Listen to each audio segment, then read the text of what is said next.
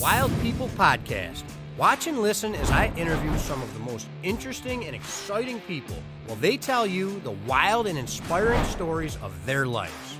I was really starting to get in tune with that idea of keeping positive energy around me, doing my best to put off positive energy and trying to grow that way. Chuck bugs. And I was like, well, Chuck bugs. We're in Delhi, New York, Right. you know, freaking trout streams galore. So, Right. You Chuck bugs. All the people that we meet in our lives, we got to appreciate that. You know? And just think if there was more people, Yeah. which there is a few, but if there was more people that think like we do, how great this place would be. Yeah. But the road back from something like that is long, right? Yeah, And man. if you're standing at the bottom of that hill looking up it, Yep. it's pretty easy not to take the first step. Of course. Right. Yeah. I had to do my part. Yeah. That's all I could say. I had to do my part. Everybody else got drafted and things. A lot of people, they all did their job. That flag represented each and every one of us and what we fought for. Welcome to the Wild People Podcast, part of the Wild series presented by Steve's Restorations and Hot Rods. I'm Steve Hale, and today I am honored and excited to bring you one of the coolest people I know in my life. Now, this whole show is about helping all of you to become the best versions of yourself and being inspired through the people I know. I've been very blessed to meet, hang out, and have some people in my life that have done incredible things, and they've inspired me to do different things in my life. I'm going to bring all these guys to you, these guys and girls, and introduce you to them and try to help you understand that, you know, all of us are on this wild ride together, but we are all trying to live our own wild ride to the best of our abilities and show you how they've done some of the things that they've done, and just introduce you to some of these people that are really important to me. So without further ado, I want to introduce you guys to my great friend, Paul Linn. Paul. Thanks for having me on, brother. Thanks for being here, brother. So just a quick background on Paul, guys. As you know, and you're going to start to know as you follow the series, professional arm wrestling is a very big part of my life, and it's going to be a big part of the series too. I've been doing it for a while now. I started doing it in 2012 professionally, and you know, you look up to people in the sport, and there's different levels of this. We have everything from novice, amateur, semi-pro to professional, and then there's kind of a group of people that we call the elite. Okay, these are the guys in the pro category that are the best in the world. They're respected and they're known as that, and there's just no questioning it. One of which is a guy by the name of John Brzenk. John Brzenk is who we consider the greatest of all time. He's been on top of the world since the 80s and still is now. Recently, Paul almost kicked his ass. Now, listen, John, if you're watching this, when I first started arm wrestling, I used to watch Pulling John every single day. I still got it on the TV in the shop and watch it all the time because John's always been a hero of mine. I got to meet him quickly at the WAL, the first one in Vegas. I think it was in like 2014 or something like that. When I went out there, and I was trained by Chris Myers, who was on Team USA with John at one point. I think it was like 2006 or something. But anyway, Paul has risen to that status, what we call elite in the sport, in a very short time, relatively speaking. Becoming a professional arm wrestler is painful and it takes time, but Paul's done that, and he also lives a pretty incredible life. He's a football coach. He has a freaking phenomenal podcast. We're going to share all that information with you, but I'm going to shut up for a minute. We're going to talk to Paul. So yeah, man, how's that for an intro? Oh, man, way too much. All those good things he said, don't believe any of them other than the fact that I did lose to John. Yeah. No, that was inspiring, man, because, I mean, I think, you know, when you get into a sport, you look like, all right, here's this guy who's the greatest of all time, right? You know, you always think, man, I wonder if I can beat this dude. I want to beat that guy. I want to get on that level. And then it's like, all right, now you see, you know, a guy that I'm honored to know going up against him and facing that you know, match and going after it. That's inspiring, man. Well, I'll tell you what, from the perspective of a quote-unquote newer arm wrestler myself, right. It's a huge honor just to get the opportunity. Yeah. And it was a very, like, humbling thing, right. to have the opportunity to go against a guy who's been arm wrestling for 42 years and is the Michael Jordan of the sport. Right. So just to have my name announced alongside him and, and be able to have that opportunity really kind of puts a capstone on the career, even though it didn't wind up with a W or anything like that. Right. Just a career highlight for me and a blessing to be able to do it. So yeah, it's definitely puts the journey in perspective a little bit, and it definitely changes the way I see things moving forward. Right. And it puts me into this vague, strange spot of where I'm going now. So Yeah. got some soul searching to do and direction picking. But no, honestly, incredible opportunity, incredible lessons learned. The saying is, if you win, you don't learn anything. If you want to learn, you got to lose.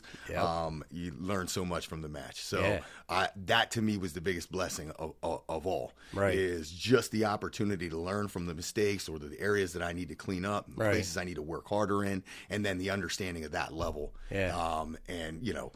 What this guy really is. Right. So. Well, that's awesome, man. I think a really important thing, for everybody to think about is when you try to be the best version of yourself and you put everything you got into that, you might not even realize at the time, but you're inspiring and showing other people that they can do that with their lives too. Like I was telling Paul before we started this interview, I couldn't make it to that tournament. I was really bummed out about it, but I was watching it live on my phone by myself, and I was screaming at my phone at the top of my lungs, come on, Paul. And afterwards, it really inspired me and got me training a little bit more and doing some other. I'm like, seeing somebody do something so great with their life helps you to realize, like, hey, we're on this ride, tomorrow's not promised. You got to make it happen now and make it happen. And Paul's a great example of that in life, making things happen. And Well, we only got so much time left, right? That's right, man. Started the sport late, so I'm 40 years old. Yeah. So as far as like the direction I'm going or where my ride's taking me, I got to make sure I get off at the right exits because there's not so many left. Yeah, so hopefully not, brother. It puts things into perspective as far as the effort you put into things, though. Right. Too. Right. So I think feeling like getting into the sport late Yeah. and not being in there, in my teens or 20s, it really forced me to progress quickly if I wanted to be where I wanted to be. Right. So Right. I think that was a blessing. In that it added that motivation needed to progress quickly. That rush factor. Yes. Yeah. There's obviously downsides to that too because the body gets beat up a little bit. Like you said, arm wrestling is grueling and very taxing on the body. So got some injuries because of that, probably rushing a little bit too much. But all things considered, I'm blessed. Blessed to be in a sport that actually, provides longevity to those of us like John's 57 years old. Right. The guy's a beast. He's working his way right back to the top again at 57. Yep. So that to me is awe-inspiring and it let me know at least I got 17 more years. Exactly, man. Yeah, that's exactly what we were just talking about. I mean, watching John Brzenk do what he's doing right now, I mean, that gives people a lot of hope and a lot of inspiration. Absolutely. I mean, that's a great thing. So, and I mean, it was really cool to see him back on the table. I can't wait to see him pull Devin in December, man. I mean, that's going to be an incredible thing to watch. Mm-hmm. So, it's pretty I have cool. a feeling we're going to see a little bit more after that too. Yeah. Oh yeah. I don't think he's done yet. No. So how old were you when you started arm wrestling, Paul? I was 35. Yeah. I'm 40 now. Nice. So I got 5 years in the game. Yeah. Were you doing strength sports before that, or anything? I mean, I want to say strength sports. I have a my bachelor's is in exercise science and my master's is in exercise physiology. Right. So I've always that's been like my loose focus. Now my primary source of income is not in that field, but as far as football coaching, I run a strength program. So I haven't necessarily competed in strength sports, but I have always trained very heavy, very hard, really from the perspective of leading the way for the kids. Right. So trying to be stronger than them, which I can't do anymore, but I did for quite some time. You must have some pretty freaking strong kids then, We do. man. We definitely do. Because you're a They beast. are catching up. They are catching up. The culture has been established pretty well in the program where the expectations and the bar has been raised. So I can't keep up anymore. But well, those are some lucky kids then, man. They get to hang out and learn from you. Nah, I'm lucky. I'm lucky to have them because you know what? Right. They keep me going. Yeah. That's that a good positive point. energy. Youth is like nothing else. You keep yourself around young people, you'll inevitably stay young yourself. Right. So. That's awesome, man. That's a really good point. I think we all feed off of each other. One hand washes the other. Absolutely. It's a symbiotic relationship. For sure. But seriously, you guys should definitely follow Paul and see some of the stuff he's doing. I mean, he puts out training videos. I mean, the dude will show you how to put up like 19 plates, 4,000 pounds. You know, but seriously, follow his stuff. Check out his content. I mean, he puts up some awesome videos about how he trains and just inspirational stuff.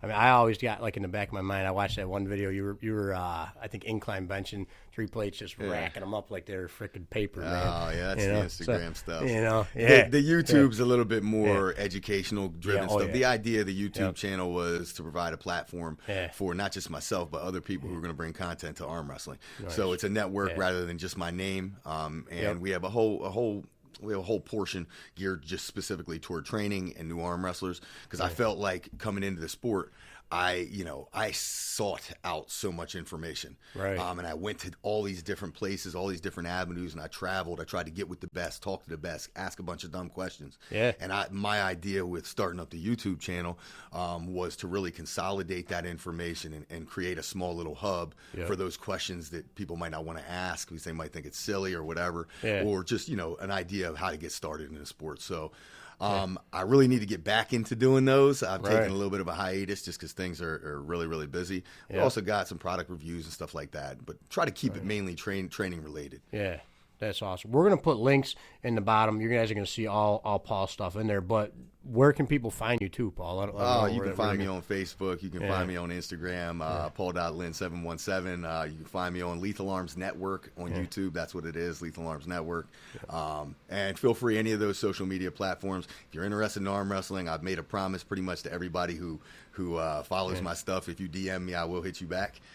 So if you got a question, just let me know. If you need to be pipelined in with any arm wrestling club really around the world, I should be able to help you. Yeah, that's freaking awesome, man. So who did you start training with when you started training? So I hit my first 2 tournaments without training. Yeah. So I just kind of showed up, and at that point, didn't really know what I was doing at all. Talked to Ron Klemba at a tournament, Winter Blast in New Jersey, PA Winter Blast in New Jersey, ironically. So I met a bunch of the elites there. Yeah, met that's Storm, awesome, met man. Sam, met Storm Chelino, Sam Harris, those guys. Met them all there. I talked to Ron. I needed a table, so I went up to Ron. Heard Ron makes the tables. I said, Ron, is there any way I can buy a table from you? You can ship it to me. Yeah. He said, well, I don't make tables anymore, but I do have one up at my facility. I don't really want to ship it because that's a pain. So if you want, you can come up and practice and get the table. Yeah. So I came up and practiced with him and Tim Bresnan. Nice. Drove 6 hours up to Connecticut, got my table, and then went back the next couple of weeks because I had bit by the bug. You know what I mean? Well, I mean, those are 2 of the best guys in the world you could ever practice with. Those were my first man. practices, and then I worked my way back to Pennsylvania. I started training a little bit more with Storm. Some of the guys in Scranton. We started our own team Lethal Arms. Went all over the place. Trained with Marcio, trained with Travis, they're all local. They're pseudo-local to me. Right. I'm in a really convenient area where I can drive about 3 hours in each direction and hit all the elites in the East Coast. So that's incredible, man. Yeah, it was fun. I missed the beginning. Yeah. I missed the no expectation days. Right. I know, man. I think that's an important thing for people to think about. We're always trying to get to the top of that mountain, but it's the climb that is so important. When you're in the climb, you're like, man, I got to get here, and you forget where you've been, and you don't cherish that moment. Being in that moment and realize, you might not be where you want to go, but you're getting there. Right. And that's that journey is, it's cliche to say it. It's about the journey, not the destination. But I think it's really about both having a good goal where you want to go. But like you said, man, being in that grind is what it's about. You nailed it though. It's about the journey, not the destination. But we spend all of our time. Depending on how your mind works, I know how mine works. I focus on the end game, and my wife's always getting on me for not appreciating the steps that it takes to get there, the small wins. For me, that trophy is always just something that goes in a box. And what's the next competition? And to be honest, one of the biggest mistakes I make in my life is not enjoying that in the moment enough. And I've said it to a bunch of newer arm wrestlers. My buddy Roger Bailey, he got a great future. I'm like, Roger, bro, please enjoy the process, man, because you're killing it. You're this progression. The feeling of getting better right now, nothing is going to beat that. I know. And you can't ever go back to it. Right. Once you're there, you're there. Yeah, man. So you're right. Your motivation has to change. Once you become considered whatever, it changes the way you look at tournaments. It changes the way you look at that next goal. And it's interesting because it makes it tricky to sometimes find the next one. Right. Not that there isn't more out there to do, but just making that motivation make the most sense to you. What do you I got an idea of a good reason for motivation for that, but I'm wondering what you're thinking. Like, what would be something to look forward to motivate you to keep going, driving at that point? You know, For me, during the climb, has always been easy to look at, like, okay, this person's ranked higher or whatever. Right. That, all right, this is a tournament that I want to win. This is a tournament I want to place at. Here's where I want to go, earn a little bit more respect or clout. But I think as you kind of progress along, the best way for me to look at it is competition with myself. Right. So sometimes when it's a one-on-one thing, you can't gauge that the same way. Yep. But as far as like training, effort, like output in the gym, things of those natures, I have now started focusing a little bit more on the idea of PRs and things like that, trackable gains, me versus me. Right. That has been helpful for me. Yeah.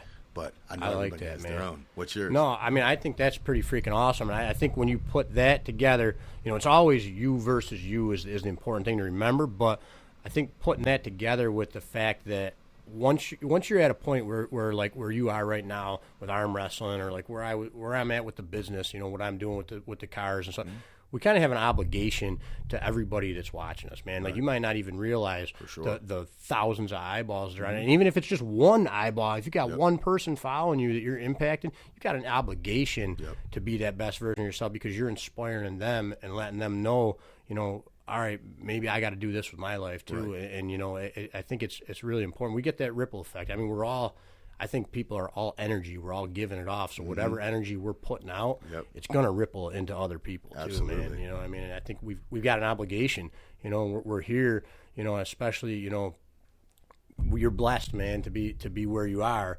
It's more, of an obligation than anything, when you get to that point, because now it's like, all right, let me show the rest of the world what I'm really capable of, and help them realize what they're capable of, and maybe let them see that potential. You make a great point about energy. I couldn't believe I couldn't agree with you more about the energy thing. It took me a while in my life to understand that, and that was the beauty of starting arm wrestling at a later time. Is I got an opportunity to, all right, this is a new sport that I can possibly take a new approach to. And at that point in my life, I was really like starting to get in tune with that idea of keeping positive energy around me, doing my best to put off positive energy, and trying to grow that way, where I hadn't thought about it younger, in my younger years, and I wasn't the best person because of it. So, being able to step into this sport and really focus on the people in the sport who exude positive energy towards me, and making sure that I do my best to do the same thing back has been really helpful to me, I think, as a person. Because the guy that you see now in the arm wrestling community is not the guy who played football for years.